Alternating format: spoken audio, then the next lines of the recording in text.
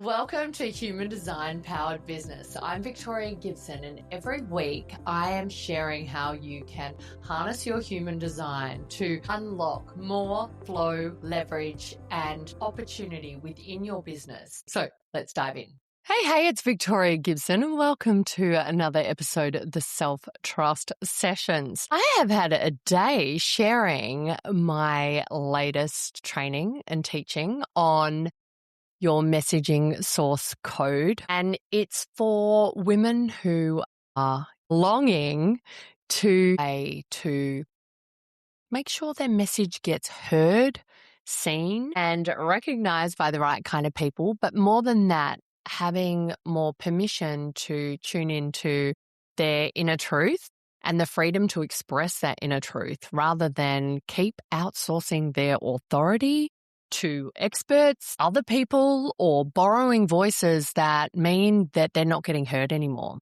And this is more important than ever in this market, which I'm sure you can agree with.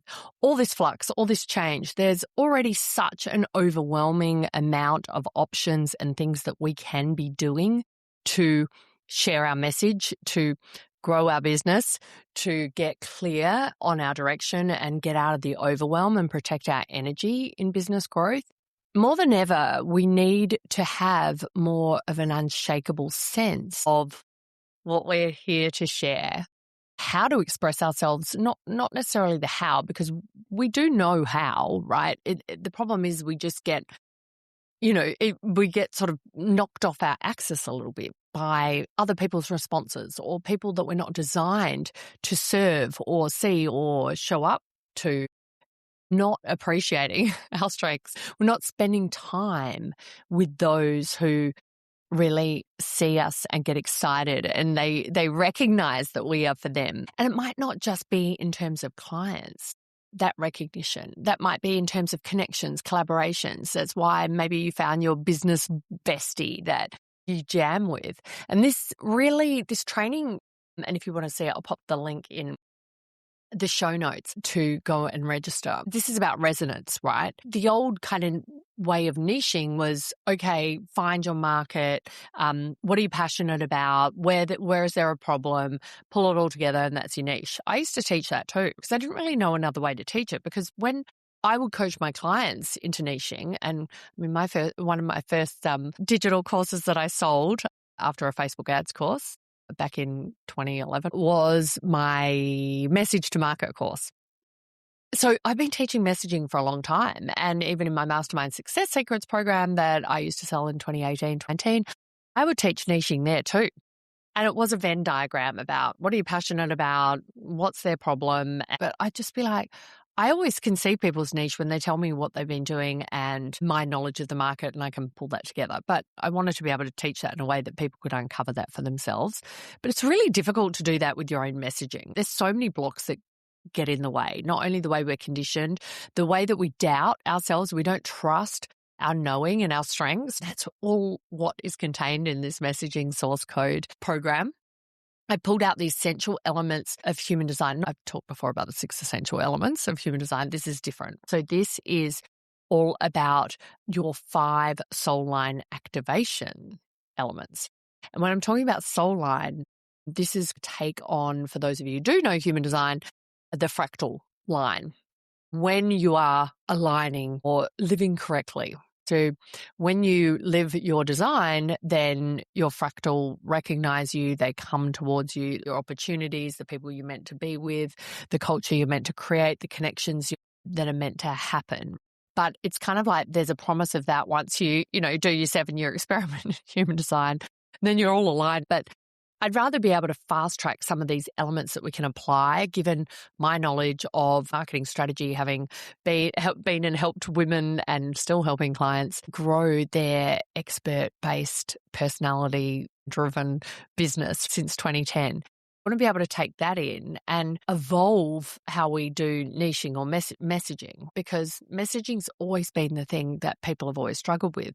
And quite frankly, a lot of the courses and even big coaches out there can never really tell you your messaging. They're really bad at it. because I know because I'm not great at messaging for myself. I'm amazing at it for others. But this is part of our human design too. Most of our gifts are for others, not for ourselves. And when we put things, turn it on ourselves, one of the things that I love to do is my gate 63. It's in my Jupiter and I've got it twice in my chart. And of course, it's my conscious Jupiter. So this is pretty important. But what I did for years in my business was turn that doubt in truth, but use that tendency to doubt things, use that against myself and create a whole lot of self-doubt rather than cultivate self-trust. And this is what I want to help you do with the messaging source codes. It's about cultivating self-trust and moving away from self-doubt, because all of our gifts generally are designed for others, even if they're individual in nature. You're going to come up with some element of purpose that will help people when you attune and align to it.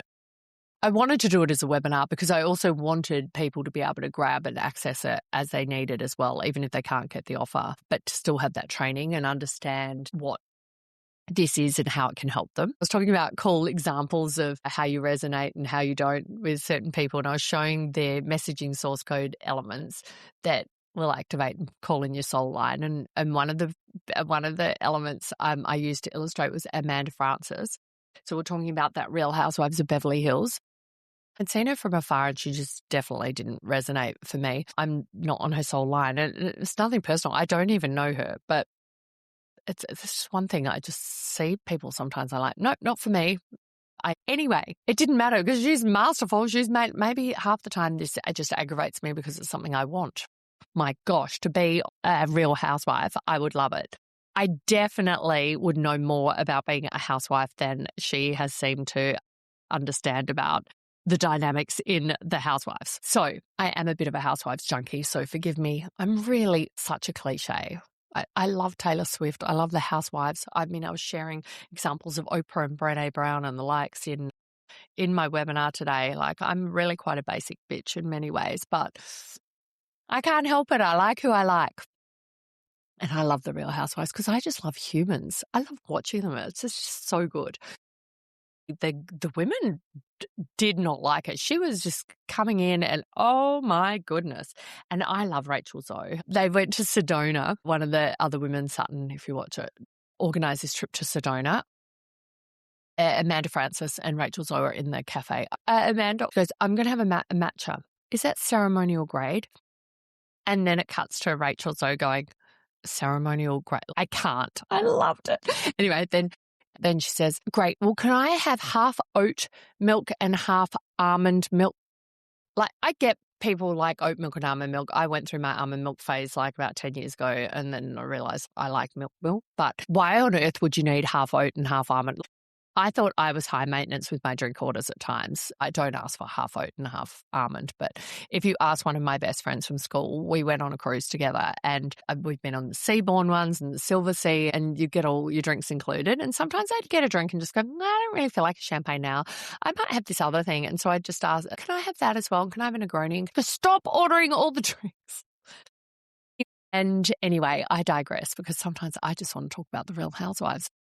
It's about resonating, right? And Amanda Frances has never resonated for me. But what was interesting, was one of the messaging source code elements that I reveal in the training, the 5 codes. So how you can look within your human design to find the areas that people are going to be attracted and are going to want to learn from you. It's where they can see that you have this solution. It's where your openness is in your human design. I was showing an example for each of the elements.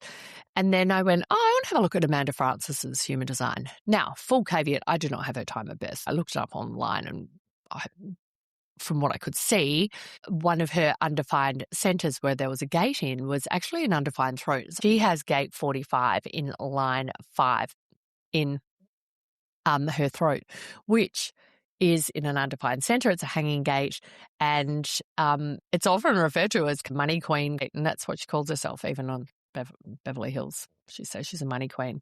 That was also quite funny. I could hard relate when she's trying to explain her business to them, and they're all just like, what is that? That happens to me when I go out with regular people too. Except I don't explain it for half an hour like it showed. They did a time lapse of her explaining all of that and doing business calls in the car with Erica. Oh. Anyway, money queen. It's all in a human design. You can't make this shit up, really. If you don't like human design, no worries. It's not for you. I'm not for you because I'm never giving it up because it is so accurate. It shortcuts so many elements in terms of being able to help you show up and help you serve, help you live into your higher potential, see your purpose. Nothing else is as accurate. I was also saying on the webinar when I was in this mastermind, Lisa Sasevich gave me a book. It was called Finding Your True Purpose. And I remember reading it going, but I don't know, like, I can't find what does that mean? I don't understand. Whereas human design, I haven't found anything that's as good at giving you an invitation into your higher potential, like where those elements are that perhaps you have been covering up, denying, or hiding from. I was hiding from a lot of mine for a long time because of the conditioning and the blowback of being a manifestor and a 5-1 and having those 5-1 fall from grace moments where I couldn't please everyone and I didn't have everyone's solution that I didn't even offer to them. There was so much left over from that was a lot. So I've hidden for a lot of my time in business, and I'm still going to work with my own messaging source code. And if you want to go and check out that webinar, I'll put it in the show notes. I want you to have that opportunity to transmit your truth. I'd love to hear what you think about it, and have a great week, and I'll see you next time. Bye.